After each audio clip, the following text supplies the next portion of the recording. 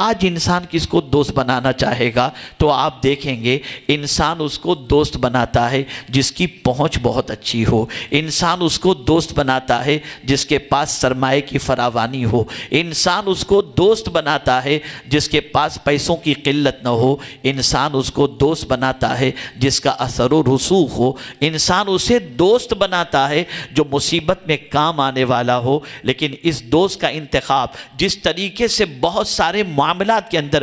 مغربی سوچ نے ہمارے دماغ کے اوپر کنٹرول کر لیا، ایسے ہی دوست بنانے کے اندر بھی مغربی فکر نے ہمارے دل و دماغ پر تسلط جما لیا ہے، اور وہ یہ ہے کہ ہم جب کسی کو دوست بناتے ہیں، توجہ چاہوں گا اس جملے پر، ہم جب کسی کو دوست بناتے ہیں تو دوستی کا ہاتھ بڑھانے سے پہلے ہم دنیا کے فائدے کو پیش نظر رکھتے ہیں۔ یہ دنیا میں کتنا کام آئے گا، یہ زمین پر کتنا کام آئے گا، یہ پریشانی میں کتنا کام آئے گا، یہ قرض دینے میں کتنا کام آئے گا، یہ میری پریشانی کو دور کرنے میں کتنا کام آئے گا، یہ محکمے میں میرا کتنا کام آئے گا۔ لیکن قرآن کہتا ہے دوستی بناتے وقت صرف یہی نہ دیکھو، بلکہ دوستی کا ہاتھ جب بڑھاؤ تو یہ دیکھو یہ آخرت میں کتنا کام آئے گا، یہ پروردگار کی بارگاہ میں نجات کے ذریعے کے لیے کتنا کام آئے گا۔ اسی لیے قرآن مقدس کو اگر آپ دیکھیں اور احادیث رسول صلی اللہ علیہ وسلم کو دیکھیں تو آپ کو پتہ چلے گا کہ پروردگار جل جلالہ کی کتاب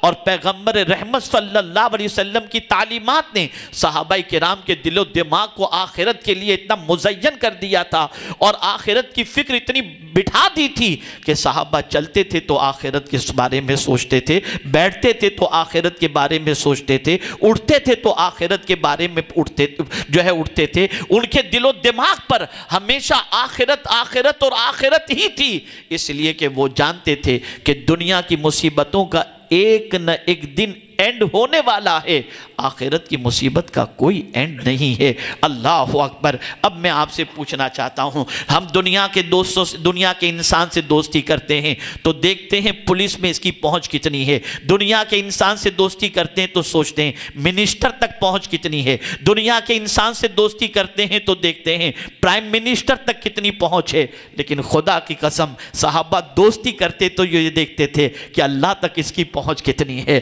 رسول تک اس کی پہنچ کتنی ہے، تاکہ اس کے قریب ہو کر ہم اللہ کے بن جائیں، اللہ کے رسول کے بن جائیں۔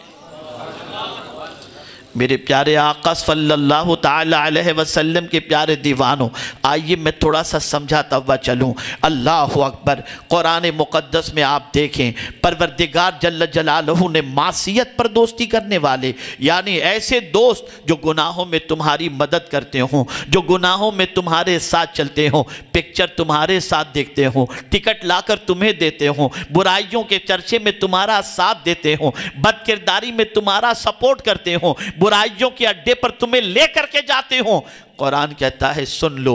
الاخلاء یومئذ بعضهم لبعض عدو، یہ گہرے دوست، یہ جگری دوست، مفسرین فرماتے ہیں علی المعصیہ علی الکفر، جو کفر پر اور معصیت پر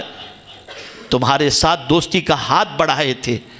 قرآن کہتا ہے قیامت میں وہ تمہارے دشمن بن جائیں گے۔ وہ دوست جو آج پکچر دکھانے لے جاتا ہو، وہ دوست جس کی دوستی تمہیں نماز ترک کرنے کے لیے مجبور کر دیتی ہو، وہ دوست جس کی دوستی کی بنیاد پر تمہارے دل سے خشیت ربانی نکل جاتی ہو، ایسے دوست کی دوستی قیامت میں تمہیں کام نہیں آئے گی۔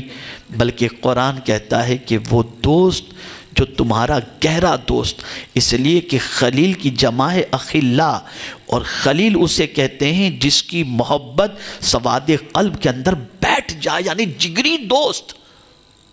گہرا دوست، یعنی ایک کو دیکھو تو آپ کو دوسرا یاد آ جائے یہ اس کا دوسرا دوست کہاں ہے، ایسا جگری دوست۔ جیسے کہ آج کل لوگ کہتے ہیں کہ یار میں تیرے ساتھ جیوں گا، تیرے ساتھ مروں گا، زندگی کی آخری سانس تک تیری دوستی نہیں چھوڑوں گا۔ قرآن کہتا ہے قیامت میں وہ جگری دوست ایک دوسرے کے دشمن بن جائیں گے۔ اب میں آپ سے سوال پوچھنا چاہتا ہوں، واٹس ایپ پر دوستی کر رہے ہو، ٹویٹر پر دوستی کر رہے ہو، فیس بک پر دوستی کر رہے ہو، इंस्टाग्राम पर दोस्ती कर रहे हो,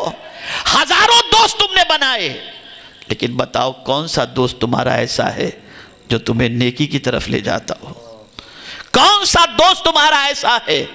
जो तुम्हें बदकिरदारी शेयर न करता हो,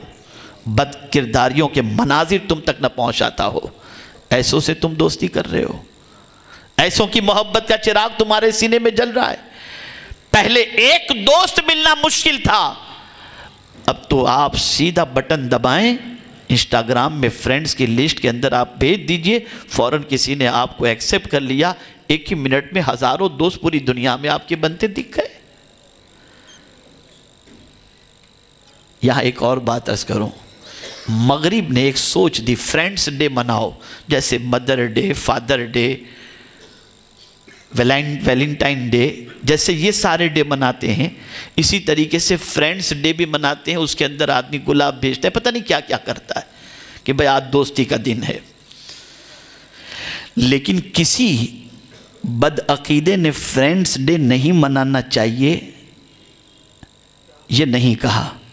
लेकिन जब बात अल्लाह वालों की दोस्ती की आती है कि हम गौसे पाक का दिन मनाते हैं तो कहते हैं ये नहीं मनाना चाहिए। अरे नादान इंसान को जिससे दोस्ती होती है उसका दिन तो मनाता है वो।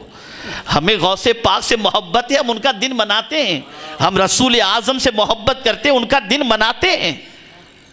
अब आइए मैं समझाता हुआ चलूं,